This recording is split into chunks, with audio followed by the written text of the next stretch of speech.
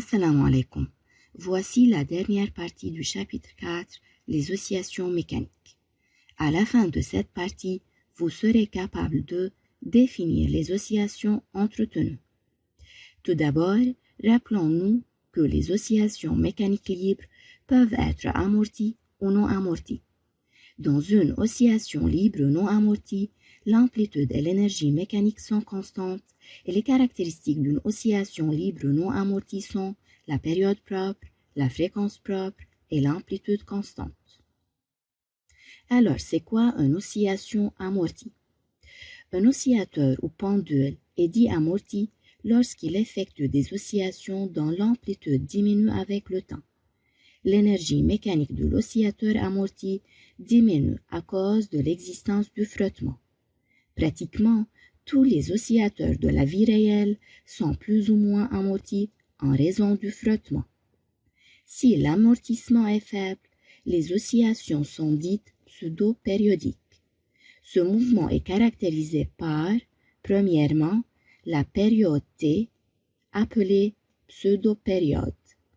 Cette pseudo-période est toujours supérieure à la période propre du pendule et elle a une valeur constante. Deuxièmement, la pseudo-fréquence F. F est égale à 1 sur T et par suite F est plus petite que la fréquence propre F0. Troisièmement, la pseudo-pulsation oméga.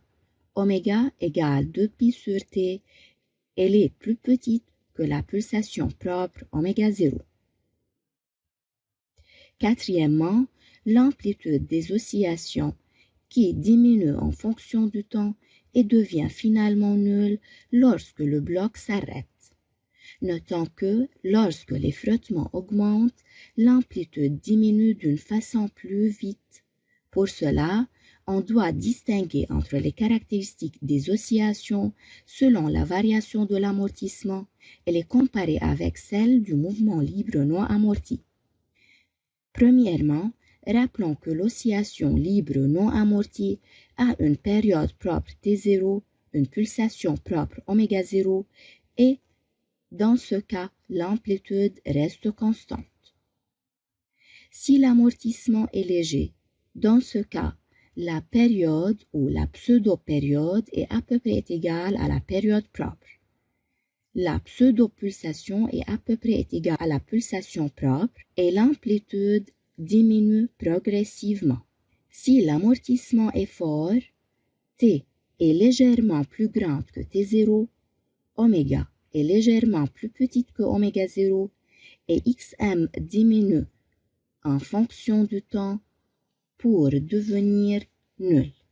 La diminution de Xm dans ce cas est plus rapide que dans le cas de l'amortissement léger.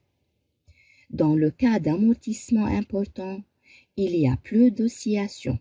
Xm décède, c'est-à-dire que le système revient directement à sa position d'équilibre sans osciller.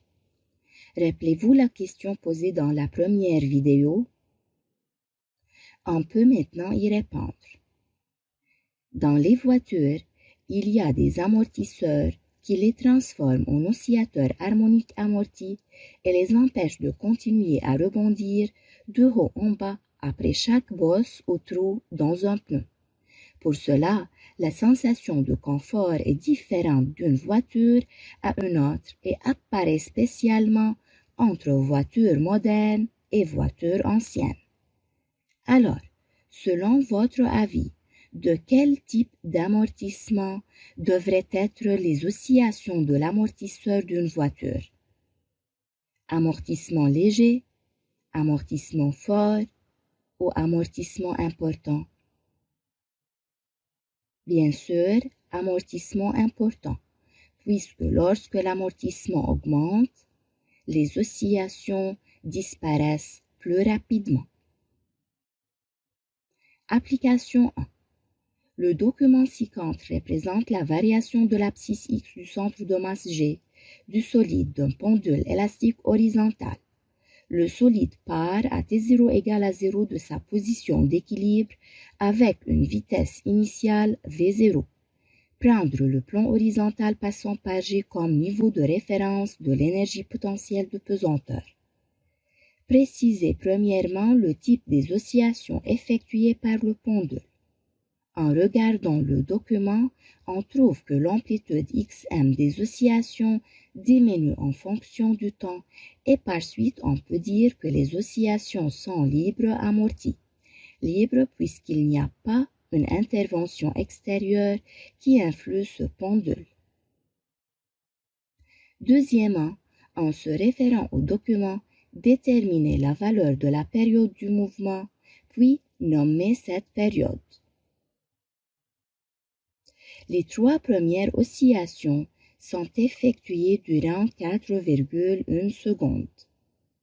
Alors, la période est égale à 4,1 sur 3, ça fait 1,367 secondes.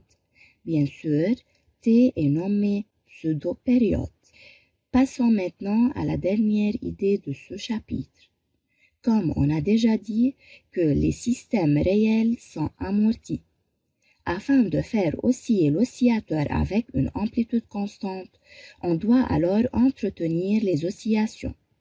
Pour cela, les oscillations sont dites entretenues. Et dans ce cas, le système reçoit une quantité d'énergie juste suffisante pour compenser la perte, afin d'osciller avec une amplitude constante. Les oscillations ne sont pas libres car il y a une intervention extérieure. Comme exemple, le pendule de l'horloge sans la pile électrique effectue des oscillations libres amorties à cause de la résistance de l'air et du frottement avec son axe de rotation. Et par suite, l'amplitude de ces oscillations diminue en fonction du temps. Pour cela, l'existence du système pile-moteur sert à entretenir les oscillations pour compenser la perte d'énergie dissipée vers le milieu extérieur. Le système pile-moteur dans ce cas est l'excitateur du pendule. Alors, on obtient des oscillations d'amplitude constante, appelées oscillations entretenues. On remarque que les oscillations entretenues sont périodiques de période égale à la période propre de l'oscillateur s'il était non amorti. Application 2. Le document ci-contre représente la variation de l'abscisse X du centre de masse G du solide de masse M égale 100 g d'un pendule élastique horizontal. Le solide part à T0 égale à 0 de sa position d'équilibre avec une vitesse initiale V0 égale 0,3 mètres par seconde. Prendre le plan horizontal passant par G comme niveau de référence de l'énergie potentielle de pesanteur en donne T égale 1,37 secondes la pseudo-période. Sachant que l'énergie cinétique à l'instant T égale 2T et 2,74 millijoules, ça fait 2,74 fois 10 à la puissance moins 3 joules. Déterminer la puissance moyenne de la force nécessaire à entretenir les oscillations entre 0 et 2T.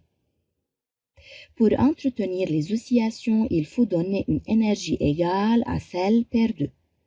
On sait que l'énergie perdue est delta EM.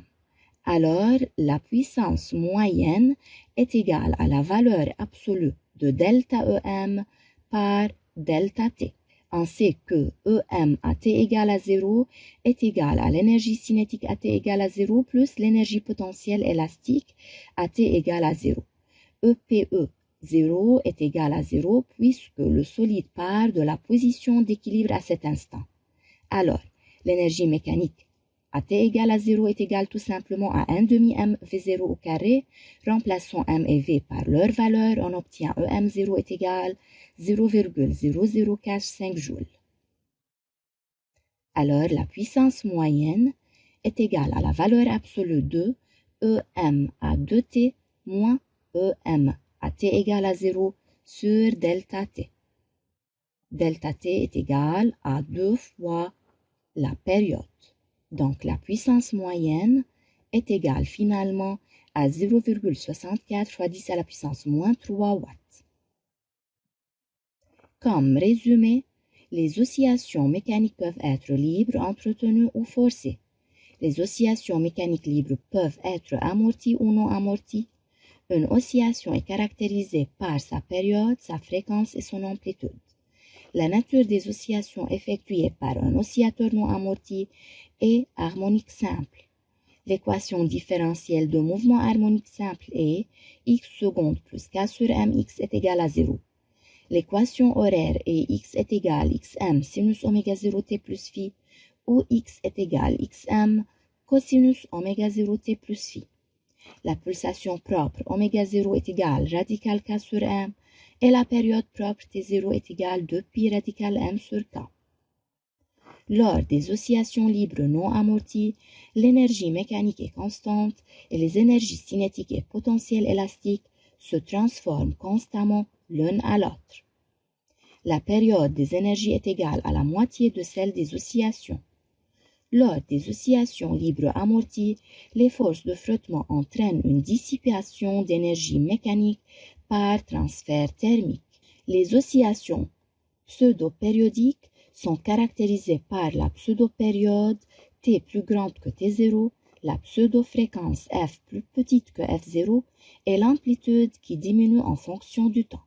Finalement, lors des oscillations entretenues, l'amplitude reste constante grâce à un apport extérieur d'énergie. C'est la fin de ce chapitre. Merci pour votre attention.